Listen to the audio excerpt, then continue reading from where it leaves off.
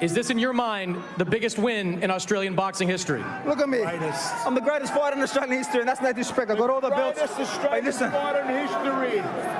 Listen, true champ. Forget the rest. Yo. You got, hey, hell of a fighter, but I won tonight, man. And everybody know that. The referee raised my hand. I won tonight. I don't care what anybody says, yo. I won tonight. Hey, at the end of the day, I've been here. I've done that. I want to thank God. I want to thank everybody that came out tonight. Look, I ain't no sore loser. I take my wins like I take my losses. At the end of the day, man, I'm a true champion. I came out here. I did what I had to do, and I went out there and I did my best. Yo, I don't care what anybody says, man. I am as real as they come. And watch, this is the takeover, man. We don't stop. We keep coming. Yo, at the end of the day, man, I love you all. I won this fight. Teofimo, you believe coming in that you were going to be able to end this fight early. You get knocked down in the first round. What was your mindset going back to the corner? It's good. Good shot. All right. Time to wake up. Time to do the thing what I got to do. After that, man, it is what it is. It's boxing. But you know what, man? I know what it is. I know how these people work. Referee knew I won tonight. Everybody knew I won tonight. And I'm just thankful. Did you believe this was a close fight going into those last 2 rounds? No, I don't. I don't believe it was a close fight at all. I believe that at the end of it all, I scored 11-2. Well, 10-2. You believed you won 10 of the 12 rounds? Yes, I did. What's good, family? So mash the like button, subscribe, and lick off the bell. So we just heard there from your man's Teofimo Lopez. And he down bad right now. He delusional. And it's funny. I got another video coming soon. Kambosos punked him afterwards. Kambosos said, listen, look at your face. What are you talking the loudest for? Yeah, look at your face and you're delusional.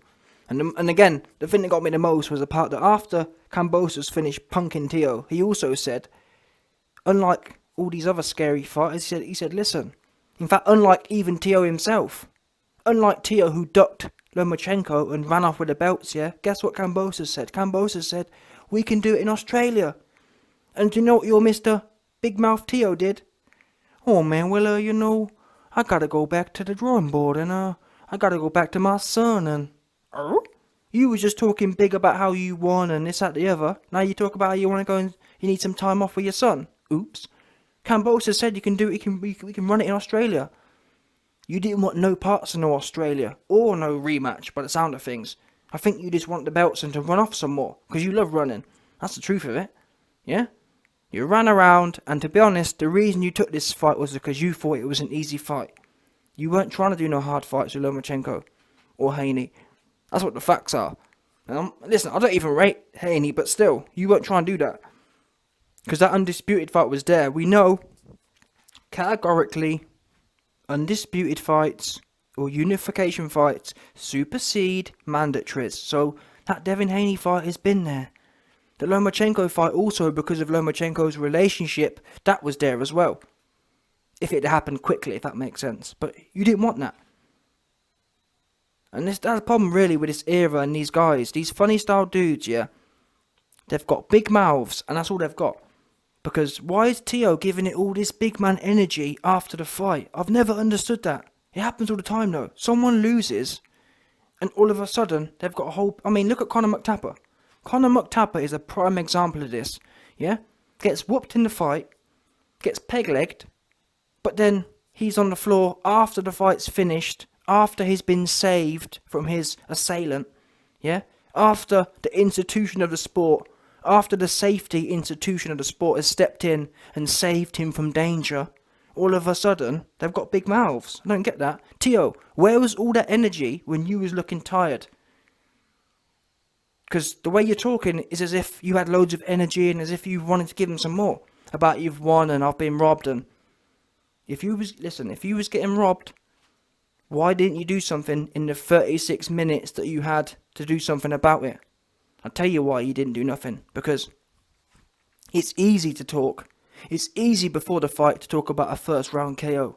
It's easy after the fight to talk about robbery. The hard thing though, you could have said, you know what? Let me not leave it in the hands of the judges. Especially in a fight where I said it was going to be a first round KO. No one else said that. You said that. You said it was going to be a first round KO. So you should have thought to yourself, wait there a minute. This was supposed to be a first round KO. I've got 4 rounds left. Let me make sure there's no confusion here. Let me make sure there's no robbery. Let me beat the robbery out of the judges and out of the Kambosos. You didn't want to do that. You weren't prepared to walk through the fire. So don't be coming on the audio after the fight. Now you're nice and safe. Now the fight's over, and all of a sudden you got a whole bunch of energy talking about. And that's another thing as well with this era.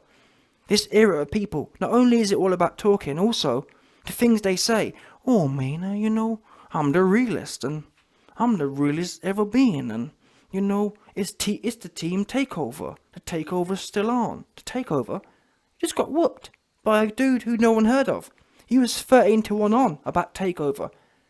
Kambosos is right. You're delusional. Yeah, you got worked. You got offered a rematch, and you didn't want nothing to do with it. What's wrong with you? These funny style guys about I won 10 rounds to 2. You won 10 rounds to 2. I don't know what fight you think you was in. Well, to be fair, I think, again, this for me is more of a systemic issue. Because not only are all these fighters funny style, you've also got their dads and their teams are equally as funny style, if not more funny style. Look at his dad, his pops, was gassing him up the whole way through. Oh, yeah, we won that round. We won that round. Me personally, yeah, well, we know that Teofimo Lopez Sr. has got no business being a trainer or a manager. That's a fact. He ain't got a clue what he's doing. He just, in my opinion, he just took that position because he never used to be the manager or trainer. He took that position when he clocked on, wait there a minute, yeah, I'm my son's dad, but I need to monetize this situation. I'm not getting no money off this situation. So that's when he sacked the manager, sacked the trainer, and he took the position. But he's not qualified for that position, and it showed in the fight. But like I said, this is a systemic issue, because not only are the fighters fruity and zesty, his dad and their teams are even worse. I mean, you got Leonard Snouterby, Leonard Nose... Listen, you got Leonard Noseby, you got this other goofy, Teofimo Sr., lying to their fighters during the fight. I mean, you got Rob McCrappen, AJ's training team, Angel Fernando Alonso, all them other cats. Now, what I'm saying is that people who understand the sport, people who have high IQ or any IQ know that, or would understand that there's absolutely no benefit, yeah, to gassing up your fighter. Yes, be positive. Yes, be encouraging. Yes, try and give confidence at times when it's needed. But going in there and just lying, yeah, we won that round. Like I said before, in my opinion, it's better off to err on the side of caution. So, for example, when Floyd Mayweather, or when Tank Davis was fighting another bum, Floyd Mayweather told him, we're losing this fight. And that's the best thing to do. Because it's better for your fighter to think he's losing in a close fight than it is for people like AJ and people like Teofimo, both of which actually had similar reactions. If you watch AJ's reaction after the fight, he was shocked, couldn't believe it, because his team had been gassing him for 12 rounds. Same as Teofimo Lopez, he couldn't believe it, because his team has been gassing him for 12 rounds. Where have you learnt to train and coach? It's much better to be pessimistic. Why? Because then at least there's no shocks. At least your fighter knows then, wait there a minute, it's not in the bag. Let me keep the pressure on. When you're being gassed up, there's nothing encouraging about being gassed up. You think, well, my team has been telling me I'm up 10 rounds. Why would I bother working extra? Now, I'm not going to lie. Ultimately, the buck really stops with the fighters, but you know, I mean, then again, these people are getting paid. That trainer manager is taking 10-20%. What are you getting your percentages for if you ain't transmitting good information? And it's not being funny yet. This wasn't like it was a shutout. This wasn't like you can say, well, YB, you know, Teofimo Sr. was just reading the fight and it was obvious. This was as close as I'd say it was a 60-40, 50-50 fight as it gets. And you want to tell your son he's winning every round? Mad. But anyway, this was classic for me.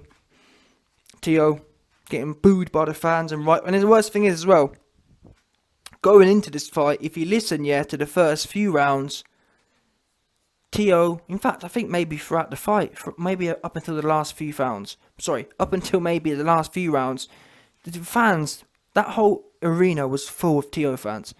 Everyone was cheering him. And then at the end, and rightfully so, he got booed.